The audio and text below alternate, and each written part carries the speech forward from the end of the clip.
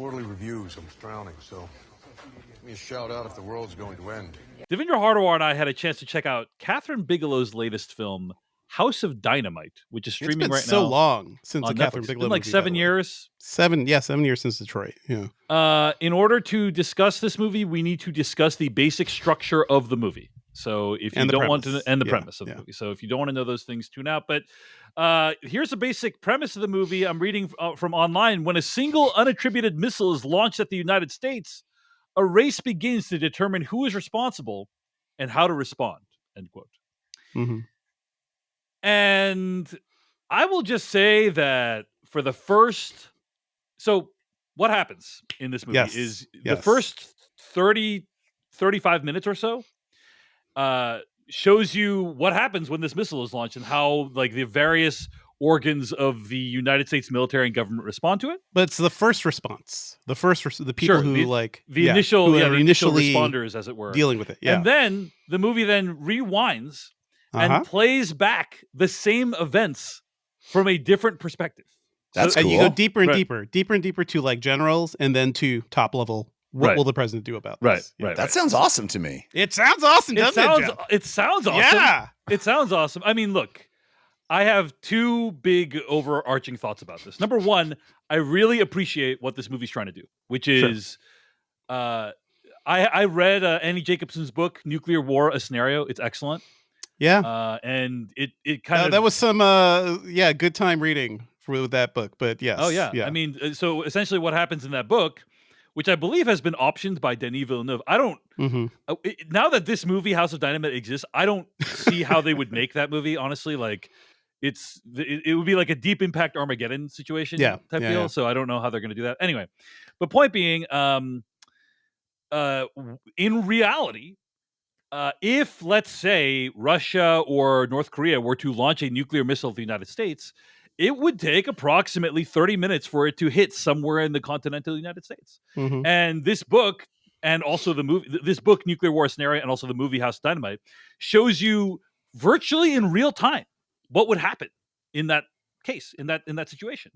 With faces you recognize, like Rebecca Ferguson, and Jared Harris, Tracy Letts.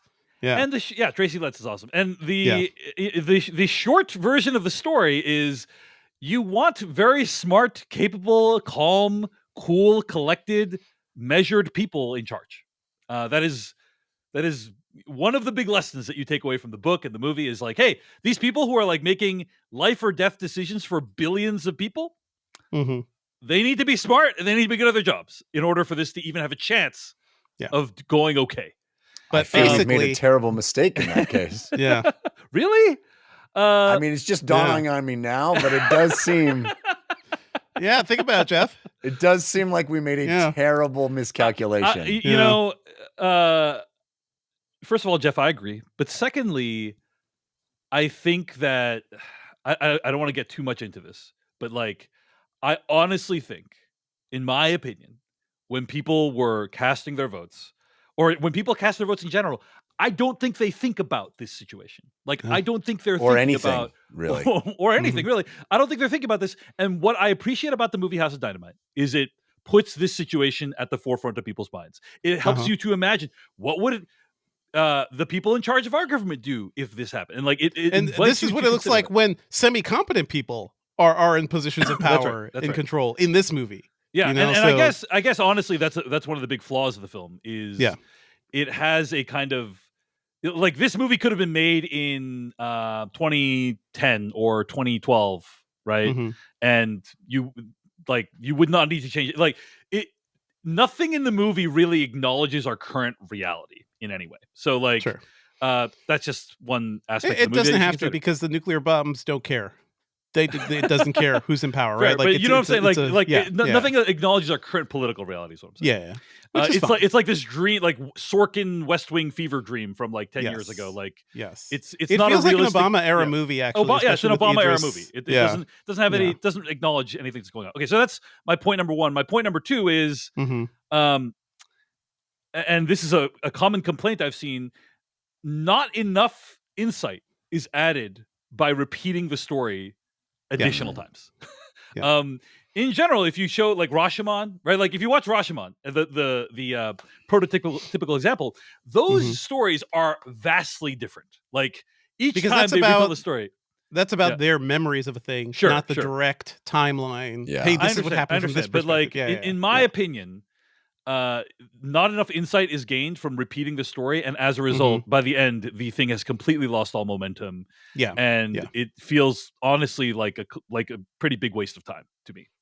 It feels like a kind of a mess. Is the thing. Like I want to say ultimately, like there's process stuff in this movie that I think is really cool. Kathryn Bigelow, the queen of like doing people at keyboards, doing important stuff, taking phone calls, but also like military stuff happening. Like she is such a kinetic filmmaker that even people doing boring stuff on screens is like very interesting, very compelling. And I agree. I want more of this.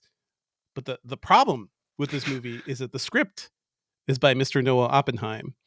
And you guys did not see the last thing he did, which was the Robert De Niro. This movie is like, what if nuclear rocket hits the U.S.?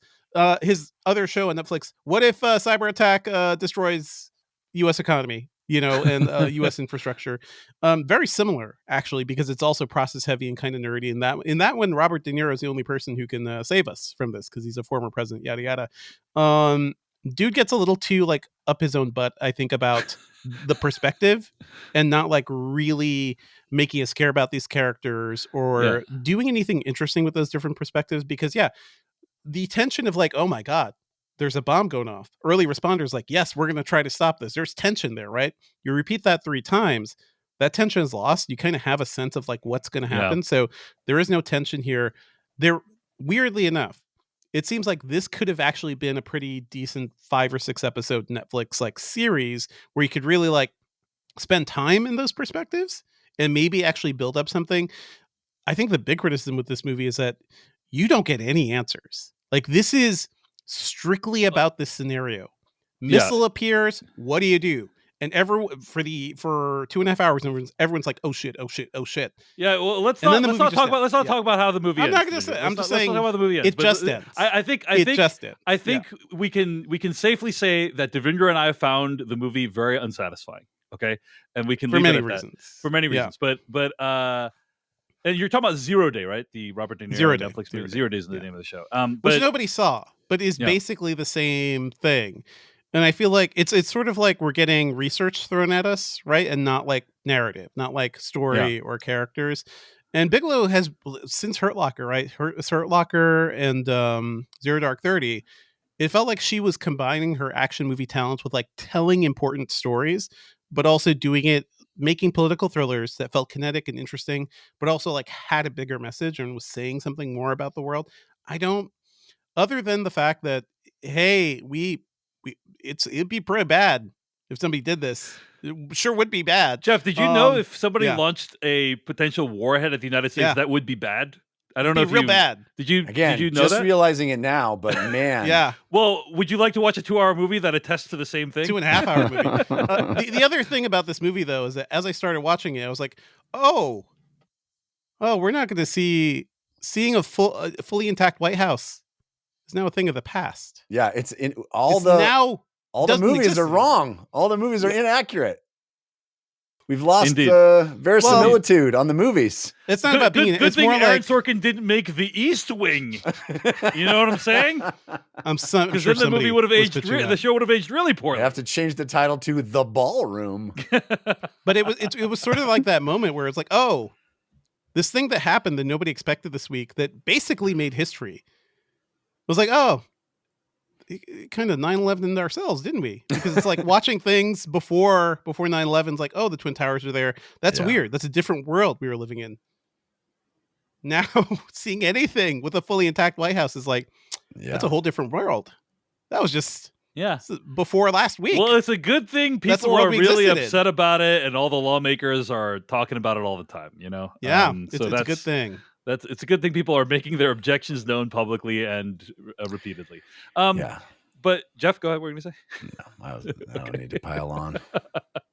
This movie comes at a really inopportune time, I'd say, for many reasons. I think that they probably did not anticipate that the current White House being destroyed. administration would be in power when this movie came out. That is my guess. Probably didn't. Yeah. As when they're making this movie, that is what my guess is. Devindra, do we want to do a spoiler thing in the After Dark on this? What do you think? If you want, and Jeff, if you end up watching it, but we could just talk about spoilers because it's weird. This is a weird movie. This is not just like a misfire. This is choices were made that are kind of baffling about this movie. So we will, during this week's After Dark, we will do a little 5-minute section where we talk about spoilers for House of Dynamite because, Kathryn Bigelow, previous director of Best Picture winner Hurt Locker, obviously one of the great action directors of our time, worth discussing further.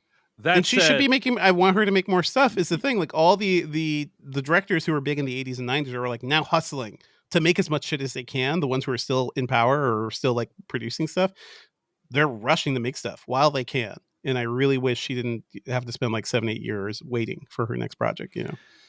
Yeah, I mean, I will say I can't help but feel a little bit disappointed by this in a variety of ways. First of all, I don't like the movie. But secondly, even putting that aside, it's kind of a bunch of people sitting in rooms talking, and it feels like a weird application of Kathryn Bigelow's talents because she is a supremely talented action filmmaker, right? So it's like, if she can make that kind of movie, she should, in my opinion. But hey, maybe she really wanted to. I mean, she also seems somebody that's really guided by her passions and somebody who like has specific stories that she wants to tell. Yeah, she wants to tell big, important stories. That's right. Regardless of how popular they'll be, or even I would argue, regardless of how entertaining they'll be. Yeah, Detroit was not an entertaining movie. Yeah, Detroit not an entertaining came well movie. before this movie. I would say is not a particularly entertaining movie. I would say, but again. I really appreciate what the movie's trying to do. I think it's an important, like, this is the #1 movie on Netflix as we're recording this right now. So like millions of people are watching it. I think it's actually great that millions of people know. So like in general, I support what the movie is trying to do. Like I'm not like anti this movie. I'm not saying you shouldn't watch it. I just didn't particularly enjoy the movie that much. And also I think, Devindra, something you haven't talked about, and we can talk about this more in our After Dark spoilers, is some of the dialogue is actually really bad. Like it's real bad. It's like very melodramatic. It's very maudlin. Like there's no way you would actually be talking like this in real life. It's kind of very stilted.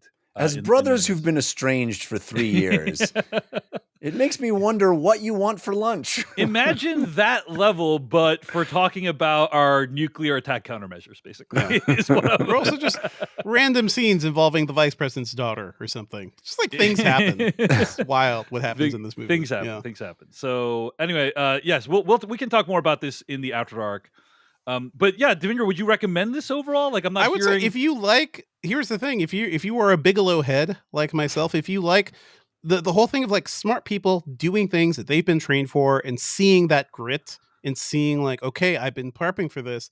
That is on display in this movie, but maybe for about half of it, and the other half is very confusing narratively in terms of like how it's structured and what it's doing, and quite honestly, where it ends. Because I'm trying to be like, what are we taking away from this? I have a very clear sense of that, but we can't talk about that.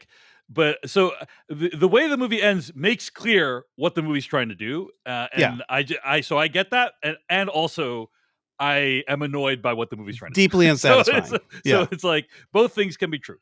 But the only other thing I want to add is I understand why they did it this way, which is like it takes about 30 minutes for the missile to reach the United States. So it's like, how cool would it be to do a movie in real time?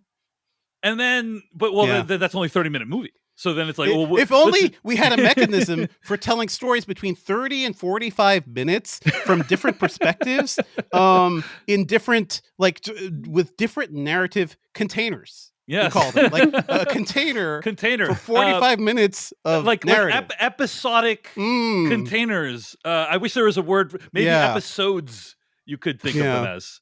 But truly baffling. So I understand why they did it though, because it's like, tell it in real time. That's so cool. And then, but then how do you feel the whole movie? Oh, just do it again, but from a different perspective. I get it. Yeah. But it's just not illuminating enough.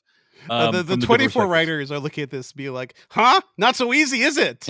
Is it?" Okay, I do want to defend the movie as we close off our conversation here. I do want to defend the movie in one respect, which is a lot of people have said that this is similar to 24 because 24 was always a ticking time bomb scenario, and they see this as a kind of like a conservative fantasy. This is just real life. I agree with you, Devindra. Like the movie is extremely U.S. centric.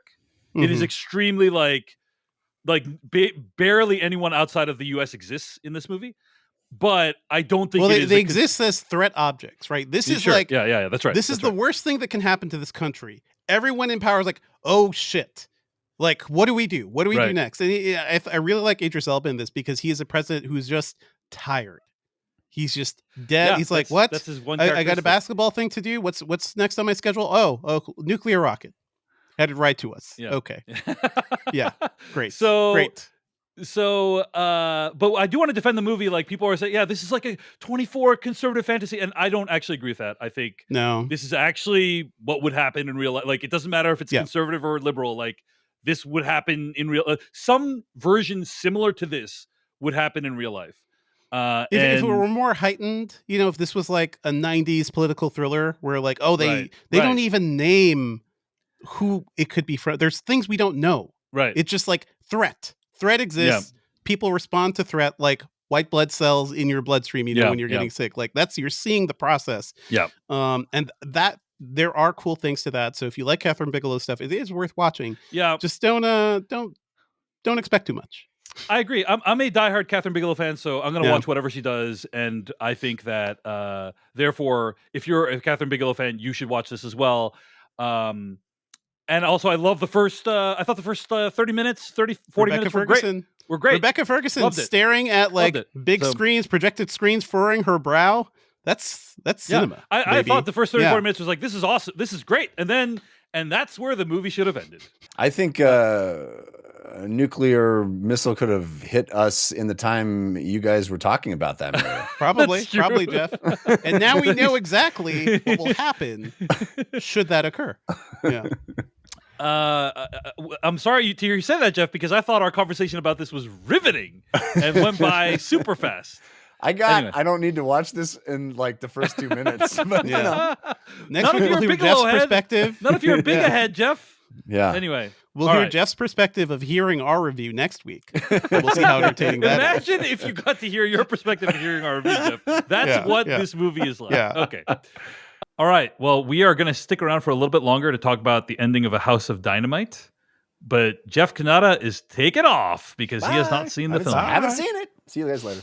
So we're going to spoil House of Dynamite. If you haven't seen it, don't listen further. But Devindra, I am curious, what was your initial reaction watching this film? I really did say fuck this. That the movie would get to the point. We see last shots of people in the bunker.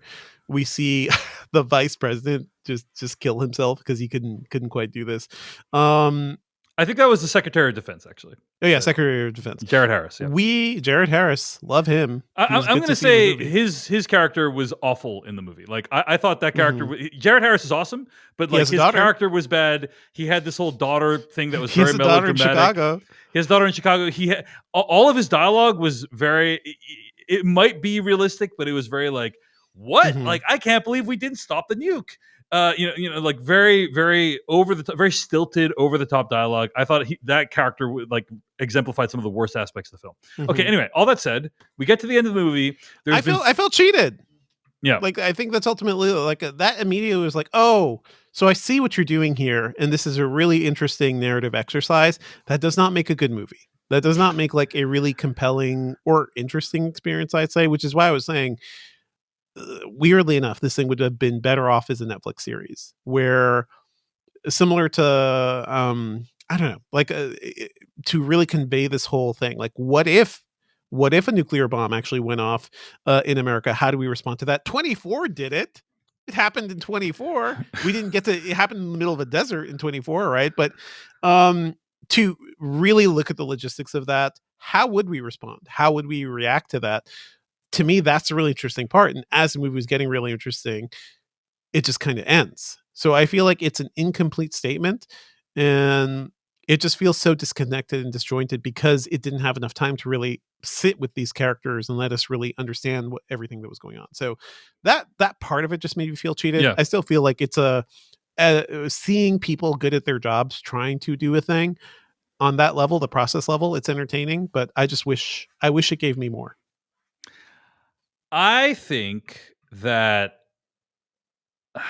so you see in House of Dynamite, you see the same events play out from 3 different perspectives, each roughly about 35 minutes long.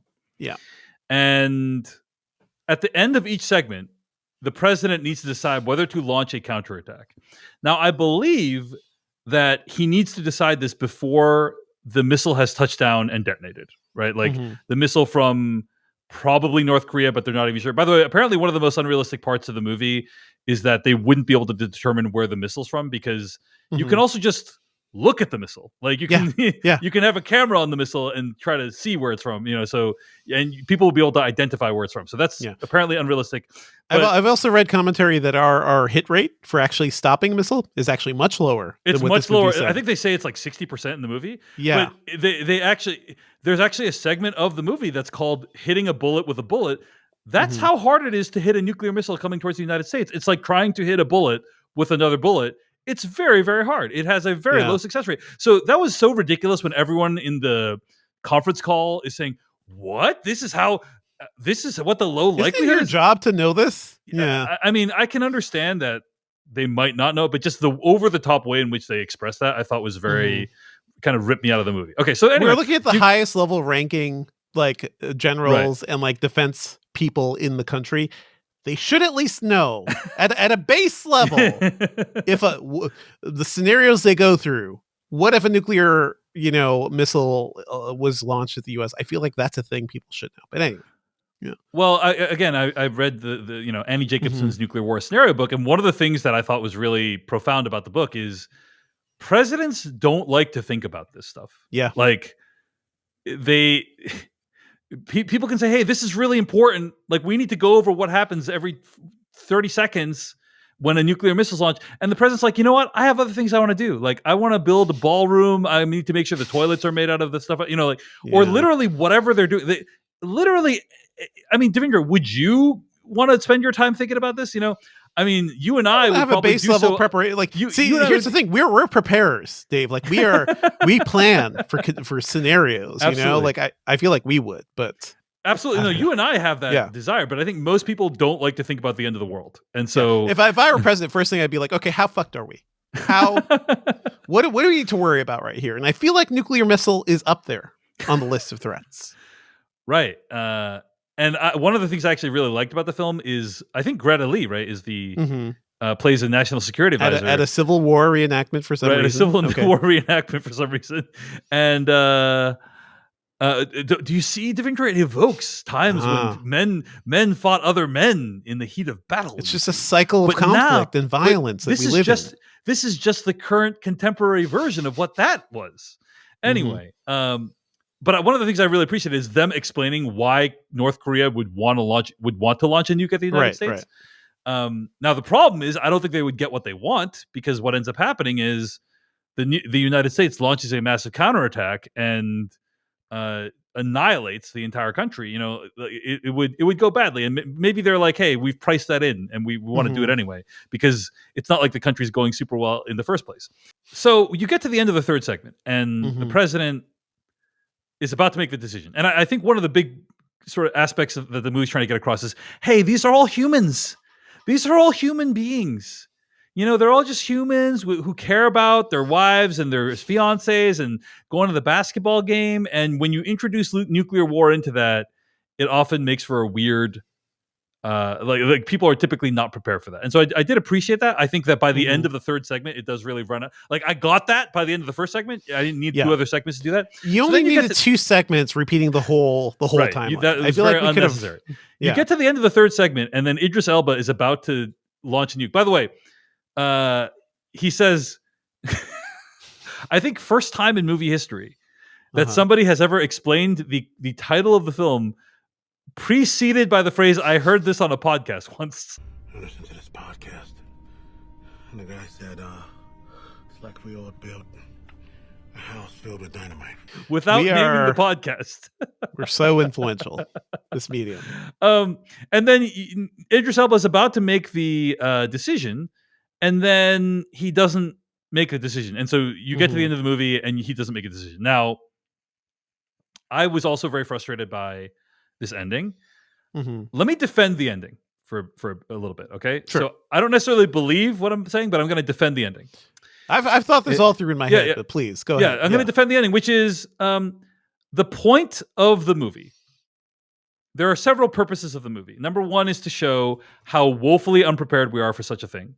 Number two is to show how the various aspects of human activity, people at a golf course, people between buildings, like all these various things that people will be doing in real life, actually, if something like this happens, how all of that kind of interferes with a proper and efficient response to such a thing. You get on a conference call at an inopportune time, so you're stuck on video. Right, you're stuck on video. You're stuck rooms. You're stuck running between buildings, like whatever. And it's like, hey, guess what? You only have 30 minutes to make this, or in the case of the movie, like 16 minutes or whatever, to react to this. And it's very inconvenient that you happen to be in 30 miles away from where they're evacuating everyone to or whatever.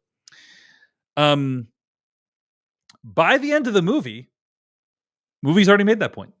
Movies already made that multiple point. times. And multiple times, in fact. Yeah. And literally nothing, showing the bomb hitting Chicago, showing what Idris Elba does in response, literally none of that would help to further illuminate those points. Like, sure. Those are different points. And in fact, would be doing. Yeah. In fact, you're right. Correct.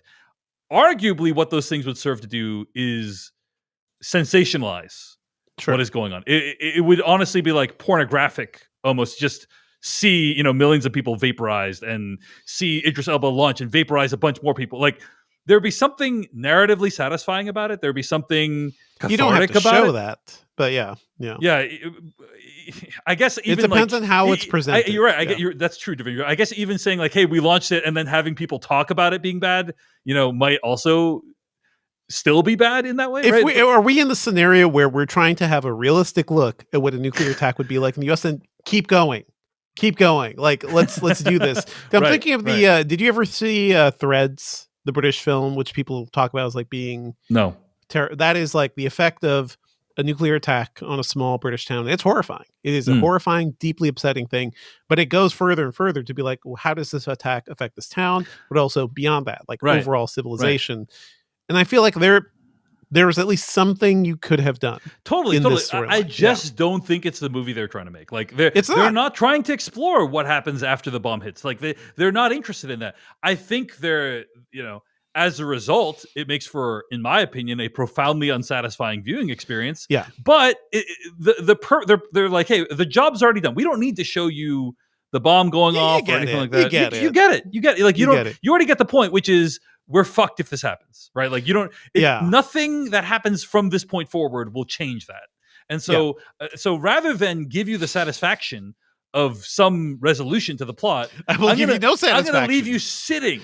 I'm going to leave you sitting with all those emotions from the last 90 minutes of wondering, like, what is he going to do? Because guess what? None of it matters. It doesn't matter because we're screwed because of everything I've shown you until this point. It's absolutely true. I'm not saying that therefore makes it a good film, but it's clearly what the purpose of the film is. I get the reasoning, but this is sort of like when you are talking to somebody who's working on like a high level thesis or something, and it's like, oh yeah, I see how you've connected these dots and how you got there. I don't know if it's actually that interesting, or you're making the points you are. A lot of this movie, like by the end, it just feels like this movie is like up its own butt a little bit, and that is something that infects Noah Oppenheim's 0 Day. You want to see this that's an actual Netflix series which is presenting a fanciful scenario, and they really go in depth on it, except it's not.